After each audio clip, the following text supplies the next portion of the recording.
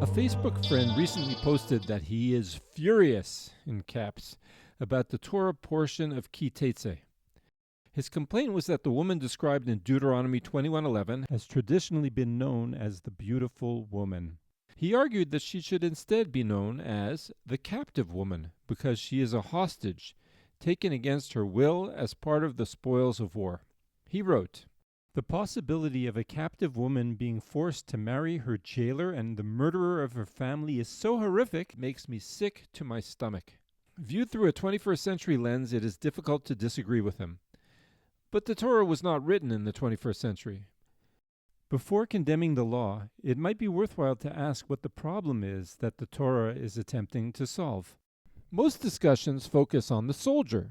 Very few focus on the woman. What happens to her? In the ancient world, warfare was brutal. When one nation conquered another, the victorious soldiers often killed the men, plundered the village, and raped the women. Those women who survived might be enslaved, abandoned, or left to fend for themselves in a devastated land. The Torah enters this ugly reality and proposes something remarkable. It tells the soldier not to rape the woman. It tells him not to use her as a slave. Instead, if he desires her, he must take her as a wife.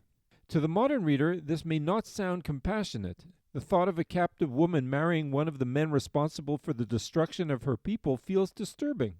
She may have lost her father, husband, brothers, village, property, and future. How can anyone expect her to marry one of the people responsible for these acts against her? Yet, the Torah is asking a different question. What will become of her if no one takes responsibility for her? The Torah's answer is that the soldier who desires her must assume responsibility for her. He cannot treat her as an object of pleasure. He must elevate her status from captive to wife. Whether we find this solution satisfying today in a society with social infrastructure is another question. But the Torah's intent appears clear. It is attempting to transform a relationship that would ordinarily be based on violence into one based on obligation and permanence. The same principle may explain another difficult law in the Torah. A rapist is required to marry the woman he violated, unless she refuses the marriage. To modern ears, this sounds outrageous. Yet, the Torah is once again confronting a practical problem. In the ancient world, a woman who had lost her virginity outside of marriage often had little prospect of finding a husband. Her social and economic future could be destroyed. The Torah therefore asks a difficult question: who will take responsibility for her? Let us test this idea with a more modern but theoretical example. Imagine it's 1945.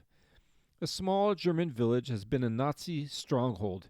Allied troops enter, suffer casualties, and eventually destroy the resistance. When the battle ends, the local men are all dead. Their surviving women and children are gathered together. What happens next? Should they be placed in a prisoner of war camp, or should they be left to their own powers of survival in a ruined country?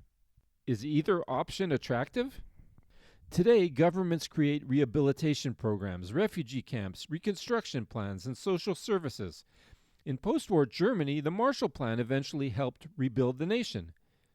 But in biblical times, there was no Marshall Plan. There were no refugee agencies, there were no reconstruction programs, there were no social workers, there was no government aid.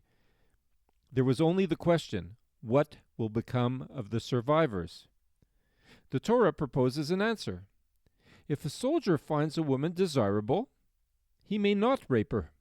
He may not enslave her. Instead, he must take responsibility for her future by making her his wife. I call it the Torah plan. It is not a plan of punishment. It is not a plan of abandonment. It is a plan of rehabilitation. Whether we find that solution appealing is another matter. But the Torah is at least attempting to answer a question that many critics never ask. What should happen to the woman next? The Torah is attempting to prevent vulnerable women from being discarded.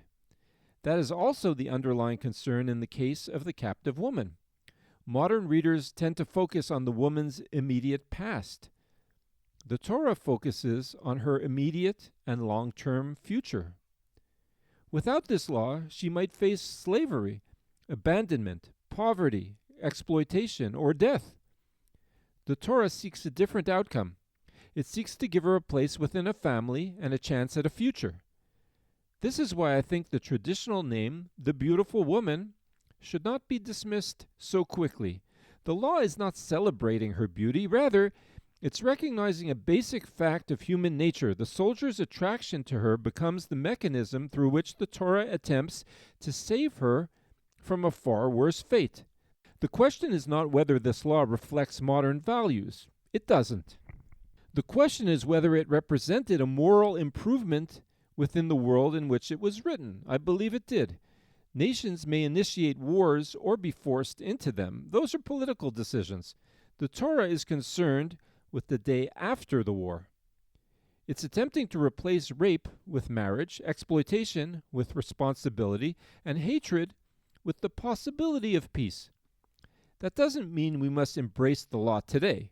It certainly does not sound like the happiest place in the world for the woman to live, but at least it gives her security and the possibility of stability. She can even build a family. Perhaps you're an advocate of a detention camp and a Marshall Plan as a better method for the woman who has lost everything.